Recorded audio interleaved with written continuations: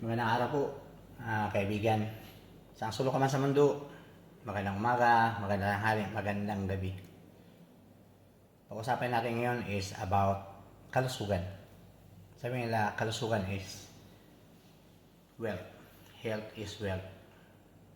Ang sa akin ay ibabahi ko lang po ang na-experience ko sa akin kung paano tanggalin yung type 2 diabetes. Which is sinasabi nilang hindi pwede. Once diabetic ka na talaga. Hindi ka na makakaalis dyan. Which is sinasabi nila this is a metabolic disorder, a dietary disease. Then dito napanood ko, ganun nga talaga, diet. So anong tanggalin natin? Yung diet natin na hindi maganda.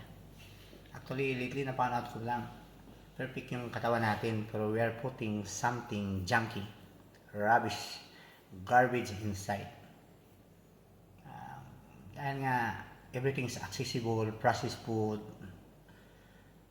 nagawa na natin. Then, pag may pambili ka, madali lang, di ba? Accessible lahat. Punta ka lang doon sa drive-thru, meron na. Kabili ka ng kahit ano. Latte, french fries, which good yung cholesterol. Lahat naman tayo naranasan natin, pero hindi pa uli. We have time to renew. Pwede natin gawin yun. Sabi nila, mahirap. Anong isang araw pa, natawa ko kasi matagal namin nakita yung kaibigan ko, engineer yun. Sabi niya, uy pre, musta? Kala ko nag-ano ka na eh. Doon ka na sa IC place. Sabi ko, mahirap eh kasi nandito mga bata. Sabi ko, pwede bang pumunta doon? Pero parang, it's not viable na at this time. Parang gusto ko na rin dito sa place where I am now. It's, I like it. Sabi niya, may sakit ka ba? Bakit? Laki-laki mo dati eh. Ngayon, ba't yan na? Ilang kilo ba? Sabi ko, 69, 70 in between. Oo, ikaw? Sabi niya, 89 nata ako, 90 ba to? Sabi ko, ano, height mo ngayon, di ba? Ano, sabi niya, 5'6 nga lang. Oh, yan. Sabi ko, subukan mo ginagawa ko. Sabi niya, may sakit ka ba talaga? Wala, nawala nga yung sakit ko. Pabiro lang ha, pero masakit may isipin. Pero masakit hindi ba? Naman ha.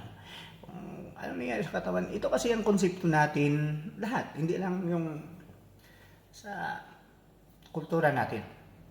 Any nationality doon, sinasabi nila, oh, are you sick? Ba't pumayat ka? Pag pumayat ka, may sakit. Hindi naman lahat naman. Kasi pag may sakit, yung payat, nakikita mo sa skin, sa eyes, the way he move, is he energetic? Nakikita mo yun lahat eh. Pero actually, ang daming benepisyo sa fasting, sa wika natin which is pag-aayuno. Kaya pala yung most religious group, they advocate on fasting. There will be required days, months na nagpa-fast sila. Kasi may benepisyo eh. May nagsasabi nga, doctors, according to study, fasting ka lang 24 to 48 hour. 48 ha, maximum. For a man, male, yung growth hormone niya is nag-i-increase ng just like 2,000%. 200, ganon. Yun nga, 2,000. And sa women naman, for female is 1,300%. So imagine, fasting alone.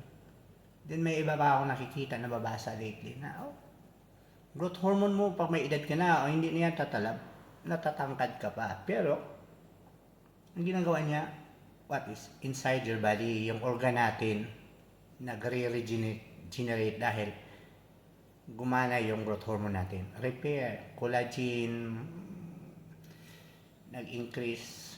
Ang daming bumibili ng synthetic collagen iniinom araw-araw.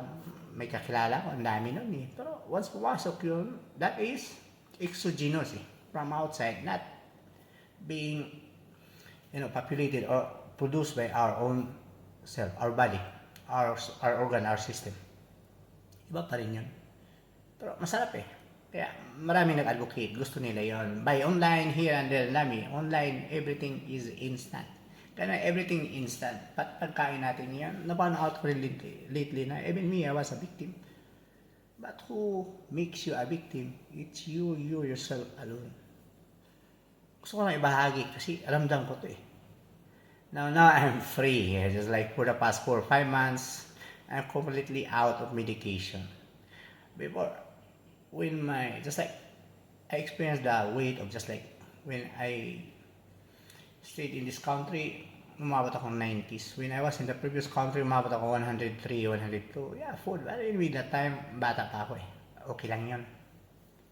Experience-wise, you will learn from it. Sabi nga nila. So lately, since na-reflect ko yung trabaho ko, nag-calculate ako palagi araw-araw, throughout the year, year in, year out, nagsasubmit ako ng BMI. Study, nagka-calculate ng height and weight. Nakita ko eh. Isa rin pala ako dito. Then may sakit ako. Hindi mo binihula, sabihin mo wala sakit. Diabetic ka na, hindi mo na yung pagkaila. Naggagamot ka na, ang daming naramdaman. May ano ka pa, ano yung tawag sa umaga? Kung masagot mo yan sa kaedad kong ito. I'm 57 years old.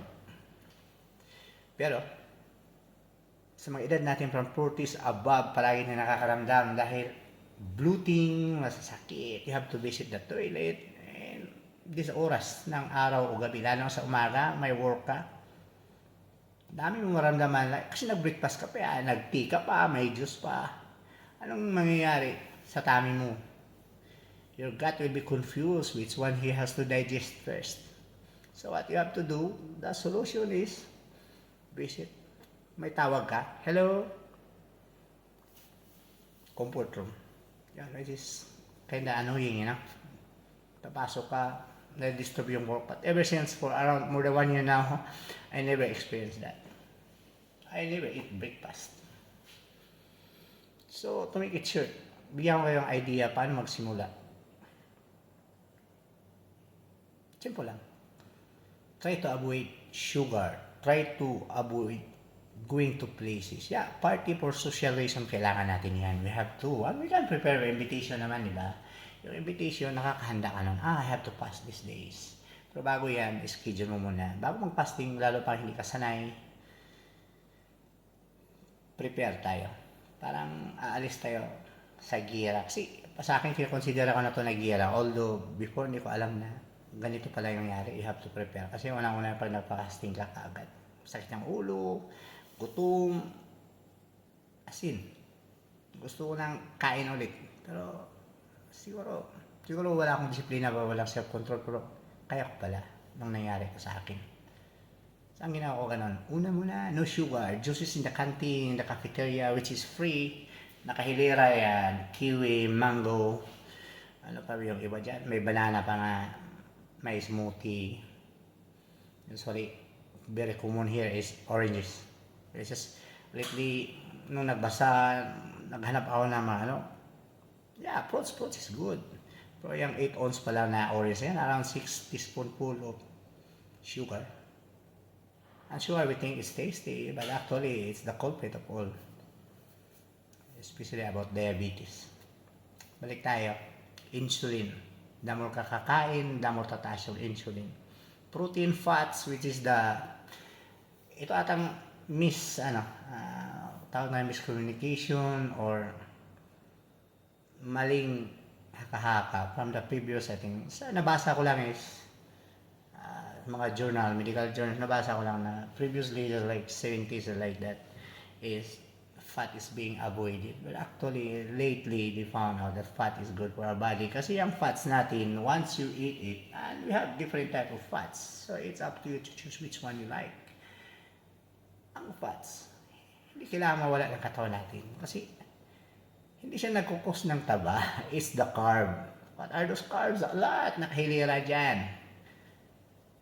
Kaya, in the meantime, tapusin na natin to. Ituloy natin sa sunod na video. Paano i-manage ang carbs at ano ang insulin. Watch out my video. Susunod na yan. Then, magandang araw po sa inyo. Sana magsimula na tayo ngayon. Magmuni-muni. Bakit ba?